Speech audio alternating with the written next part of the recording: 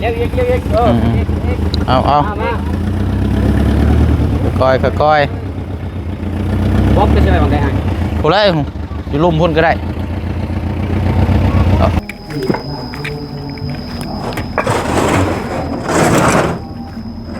หน้ายังไงดินบล็อก8เลยหน้า18บ่ไม่ได้ค่อยกินปลาช่วงนี้พึกช่วงชั่วโมงเลยช่วงนี้กินแต่เส้นก็ได้เลย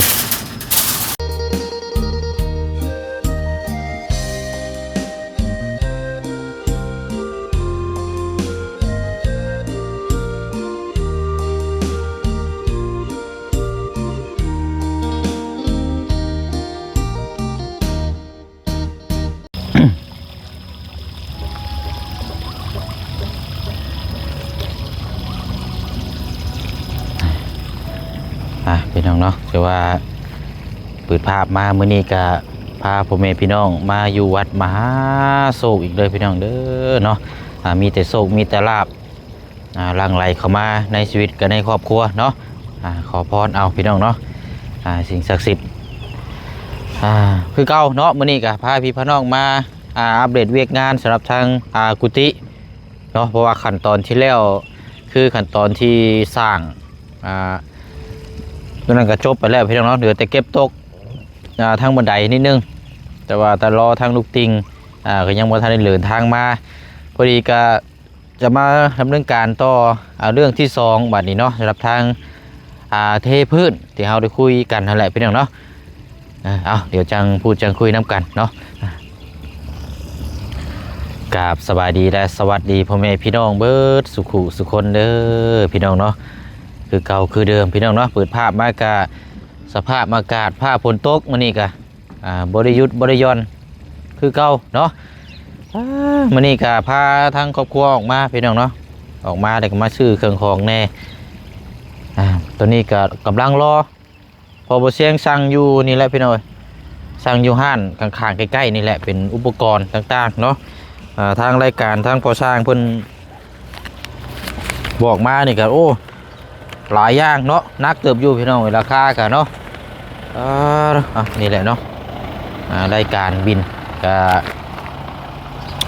ดินบล็อก300ก้อนก้อนละ 4,000 กีบแล้วก็เล็ก10นี่28เซนเซนละ45,000 กีบเนาะบ้านเฮาแล้วก็เล็กปอกนี่ก็10เซนเซนละ20,000ลวด1มัดแล้วก็ปูนแดง30สอบกำลังรอพี่น้องจะเบิ่งน้ำกันเนาะเบิดไป5,235,000 กีบ5,235,000 กีบเนาะเพราะว่าทั้งสร้างกับบ่ได้มาซะมื้อนี้พี่น้องโทรว่าอยากให้เราเบิ่งเวียกงานนำแน่วัดโทรไปเลยบอกว่าค่าติดเบิ่งคุ้ยว่าซั่นเลี้ยงคุ้ยแล้วบ่มีไผเบิ่งก็เรียกว่าเอ้าเนาะก็บ่เป็นหยังพี่น้องทั้งเฮาก็สิได้เบิ่งคือเก่าคือเดิมหั่นแหละเนาะทางญาก็บ่ว่างซ้ำเนาะโทรหากันเพิ่นบ่รับสายพี่น้องเนาะน่าจะติดทางติดนิมนต์เนาะก็เลยว่าเพิ่นบ่ว่างพี่น้องเนาะเอามีแต่ว่าหั่นแหละพี่น้องเฮาย่างไปเบิ่งกุฏิเพิ่นก่อนเนาะระหว่างรอทางเขาเจ้าเอาดินบล็อกแล้วก็เป็นอุปกรณ์มาพี่น้องอยู่นี่เพิ่นมื้อนี้ก็บ่ค่อยหลายปานใดเด้พี่น้องเนาะว่าช่วงหน้าฝนเขาเจ้าก็ลำให้ลำหน้าแน่โอ้มาลูกมาพี่ก่อนมาน้ำกันมื้อนี้พี่น้องเอาสบายดีปลาดุงก่อนลูกบ่ได้เฮียนพี่น้องเนาะก็ฟ้าฝนตกนักปีนี้นี่บ่ได้เฮียนไอ้นี่ครับภาคฤดูฝนโอ้น้ำไปเนาะเต็มด้วยบ่อน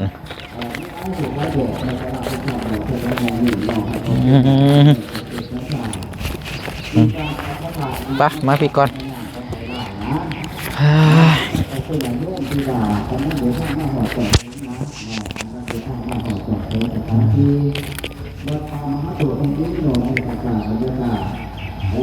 มาช่วงก่อนหันยังว่าได้เฮ็ดได้พี่น้องเฮ็ดปวกได้กระเจ้าขายอยู่นะฮะ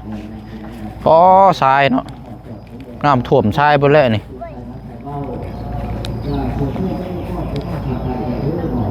ฮะ โดบ่ได้ฮู้แล้วว่าสิอันน้ำสิทะลักบานนี้เนาะหากไล่อยู่ดอกเนาะมันอยู่เทิงอยู่น้ำผุดพี่มันก็นั่นแหละนี่ได้อยู่โอ้ยไปเห็นยังบางหญ้าเต็มเลยบาดนี้เห็นได้บาดนี้เอาไปนั่งปัดเอาเลยไปนั่งแกะออกไปต้องอยู่เนาะทาสีลงไปงามเน่นนามันคงเนาะมาเบิ่งบันไดก่อน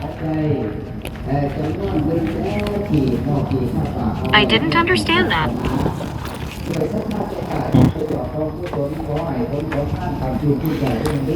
พี่น้องเนาะยังบ่ทันแล้วอันนี้กะเราต้องใส่ตัวนี้อีกไปดิจับ2อันไปนี่แต่ว่ารอลูกติงบันไดเฮาก็เฮ็ด2ข้างได้ขึ้นไปนี้ก็ได้ว่าให้รอเฮ็ดพร้อมกันบัดเดียวเลยเพราะว่าทางสิเทพื้นตัวนี้แน่พี่น้องเนาะเทพื้นตัวนี้แหละพื้นนี่ก็สิใช้เทคานเด็กปอกเด็กหยังจับดีพี่น้องข้างละ4เซนจับบ่เลยเนี่ยสิเน้นหน้าถาวร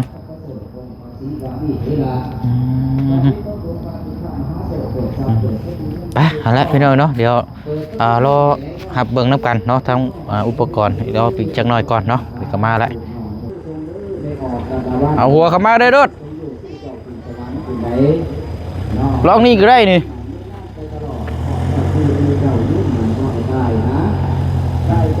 ดีแต่ใกล้พี่น้องเนาะมันบ่ได้ไกลไปยังลูกปัดน้องแม่ยามอย่ายุบแล้วนี่พี่น้องเอ้ยติดส่งนะฮะปัดคอยปัดเอาลูกเรือหยับเรือมาผีมารถเพิ่นมาเด้เดี๋ยวไปนั่งปิดไปดูไปยับมารถน้องลูก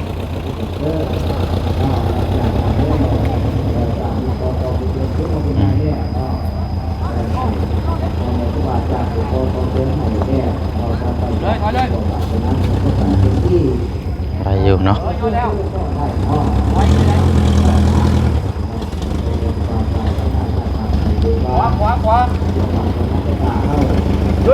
โอ้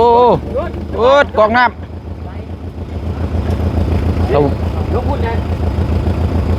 พี่หักลงมาพี่รถนี่ลงมาพี่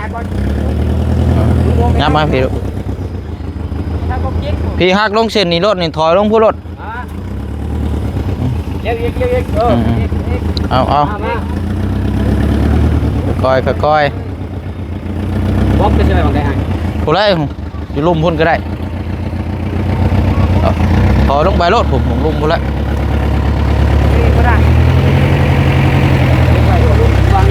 เอาดีก็ได้สาเนาะเอาโอเคนี่ก็ได้แล้วนี่ได้แล้วพ่อเอานี่แหละเอาลงโชนนี่ก็ได้จ้ะเอาลงนี่แหละแต่ว่าเด็กนี่เอาเข้าไปในเฮานี่เด้อดึงขับโจมเข้าไปในพุ่นก็ได้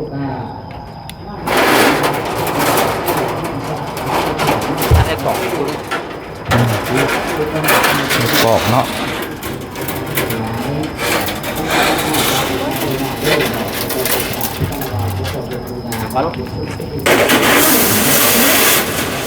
เอาเข้าไปในพุ่นละ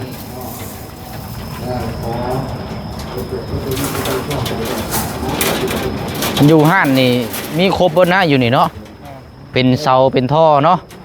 ของน้ำของในครบเสร็จเนาะ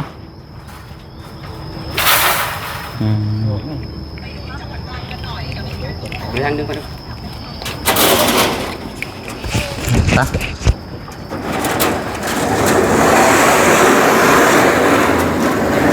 โอ้หนักเลยนี่เด็กนี่28เซนเนาะปลายเติบเลยนี่พี่น้องเฉพาะเทพานพอเราใส่แล้วว่าใส่ยางละ4เซนเลยเราอะลองเบิ่งเนาะแต่ว่าเสียงไล่เบิ่งนี่ยันเรือได้พี่น้องเนาะสิสานไปได้สาน3แถวบ่หรือว่าสานเบิดทุกซอดทุกมุมเลยฮะใส่เบิดนี่ก็แม่นแล้วคือเฮานี่2แถวแล้วแหละนี่ก็ได้เจ้านี่ ตรง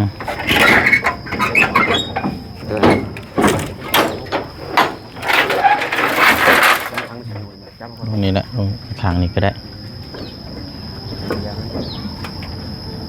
อันว่าปูนเท่านี้ยังบ่ทันครบเนาะเท่าไรเพราะว่ามี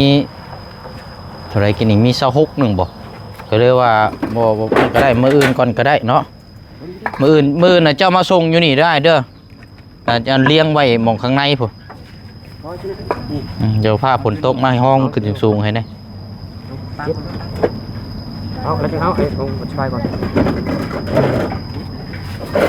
เดี๋ยวสิให้อันทางสร้างเพิ่นก็มาเฮ็ดเวียกเลยพี่น้องเนาะเราก็ว่างงานพอดีว่า 2-3 มื้อที่ผ่านมานี่เราเฮ็ดเวียกอยู่ทางพลานพุ่นแล้วบ่ก็ได้ว่าจบเวียกตัวนี้นะพอดีแล้วให้เรามาเฮ็ดเวียกตัวนี้เลยมันสิได้ก่อฐานขึ้นแล้วก็เทคานเอาดินเข้าก็เทพืชเนาะสิได้เวลาอยู่พี่น้องนี่ก็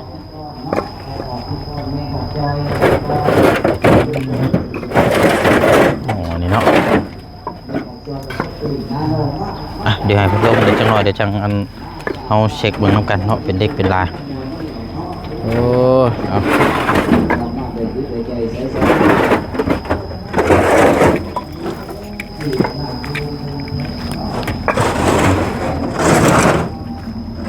หน้ายังไงดินบล็อก8แล้วหน้า18บ่หน้า18แข้ง5เนาะ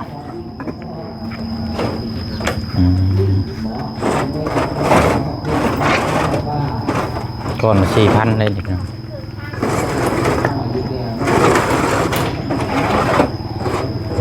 พี่ชายเอานี่เต็มที่เลยพี่น้องเพราะว่าซื้อตั้งแต่มาเลยยังบ่ทันได้ใช้งานเพราะปันใดมีแต่เทกับถมตัวนี้ซื่อ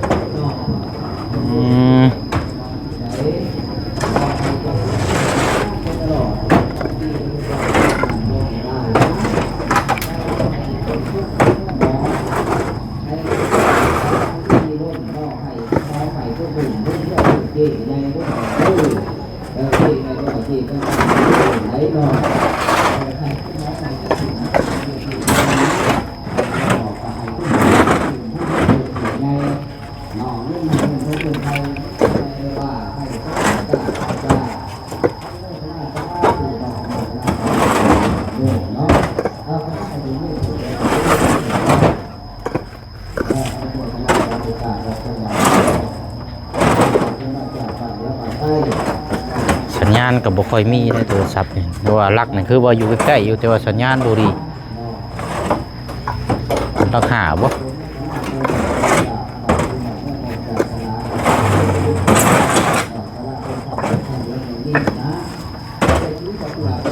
กอดเนาะคันเดือมันก็จังว่ากันไปหน่อยของน้ำของใน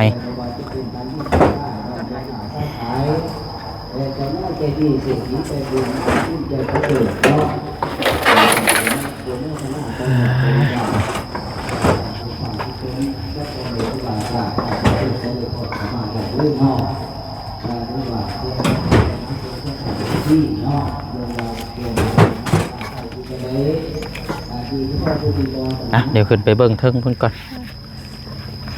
เดี๋ยวจังลงมาให้พอดีเลยเพิ่นเอาบล็อกนี่ก่อน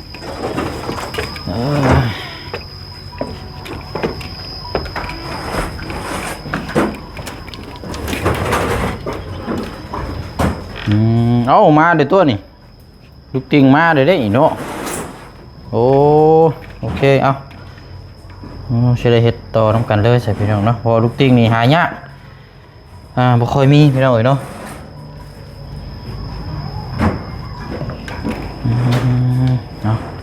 ถ้าฝนตกกับบ่ฮัวพี่น้องเนาะหลังคาบ่ใส่ตัวนี้ห้องนี่อย่างดีเด้อนี่ก็นี่ก็ไม่อัดนี่แหละพี่น้องเนาะจ้างเฮาซื้อมาให้เพิ่นก็ติดตั้งจำนวน4แผ่นกันนี่แหละประมาณนี้แหละเนาะเรียบร้อยเลยใส่เพดานปิดกั้นเลย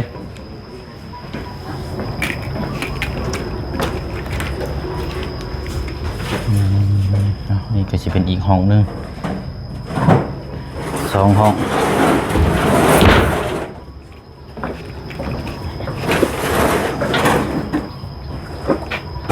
โอเคเนาะไอ้ลูกบ่เฮ็ดเฮ็ดจะบีตกได้ฮะ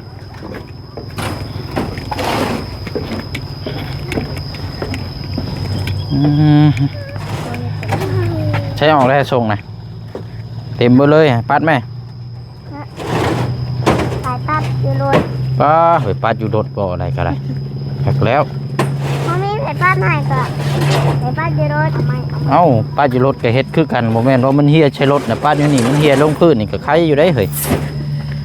เนาะนั่งปัดดงนะแกะหญ้ายุบนี่มือเอาลูกหมอรถลูกปัดออกนี่ฟังนี่ลายใช่ไหมนี่มองหัวเข้าใช่ไหม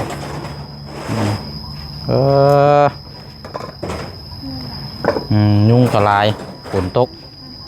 ไปทางใดก็ยุ่งแตกโคบอยู่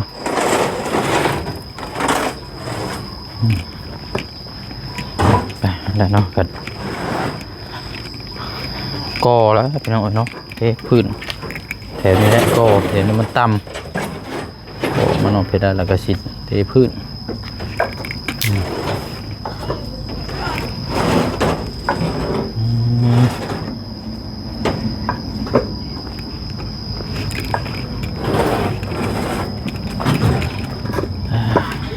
เดี๋ยวเรา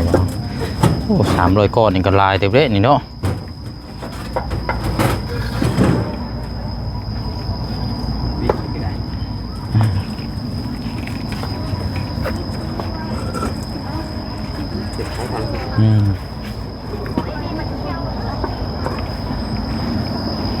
สายเดียวนับเมื่อกี้ก่อนนะเช็คเบิ้งเล็กก่อนนับเบิ้งเล็กก่อนครบอยู่บ่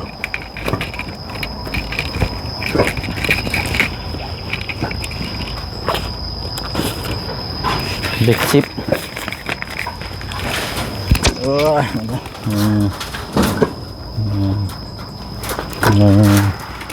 2 3 4 5 6 7 8 9 10 11 2 3 14 15 16 17 18 19 21 2 3 4 5 6 7ก็มี27ตัว2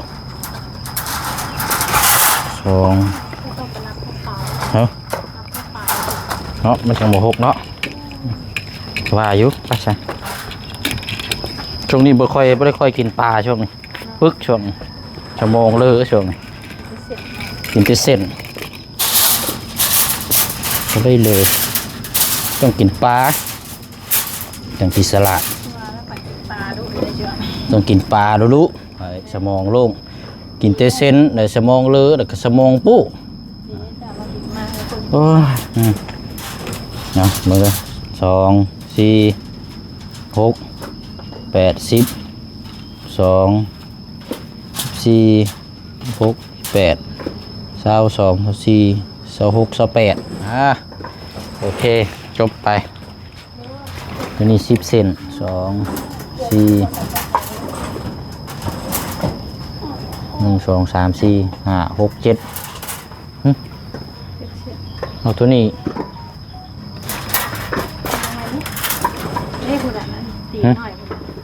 ใช่จะนับแล้วของเฮ้นี่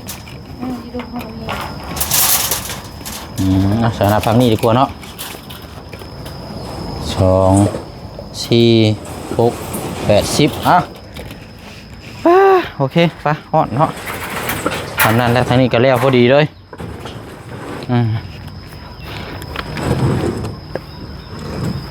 จบไปหน่อยเนาะถึงน้อยเดียวนึงเนาะเบิดหาล้านปลายประมาณ 7,000 กว่าบาท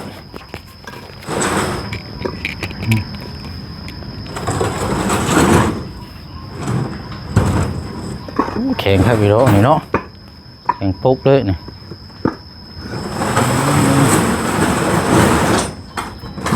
เอาฮะ300 ก้อนตัวเทก้อนนี่ได้ครับโมโหว่าเราจะขี่ใช้รถอยู่บ่เนี่ยตามที่เราสั่งมาและสั่งกันอย่างไรเขายังว่าอยู่ดีไปก้อห้องน้ำบ่วะ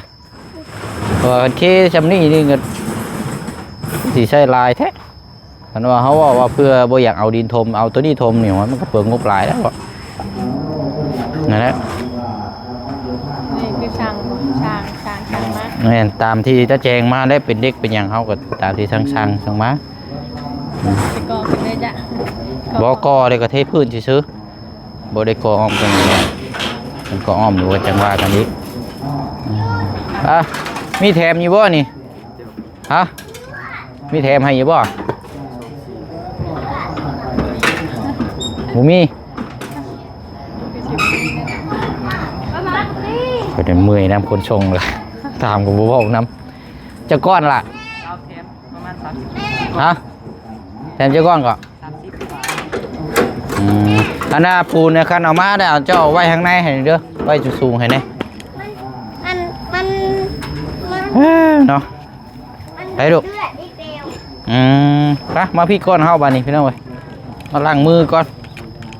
ว่ากันบัดนี้เนาะแล้วเรียบร้อยเลยน้ำมันนี่ก็น้ำธรรมชาติเด้นี่พี่น้องเอ้ยเนาะมันไหลมาที่เทิงพุ่น ตื่นสี่ก้อน เติม4ก้อนเดี๋ยวเอายังใครกูบ่เติมมีหรอกพี่น้องเอ้ยกับใจได้ลาย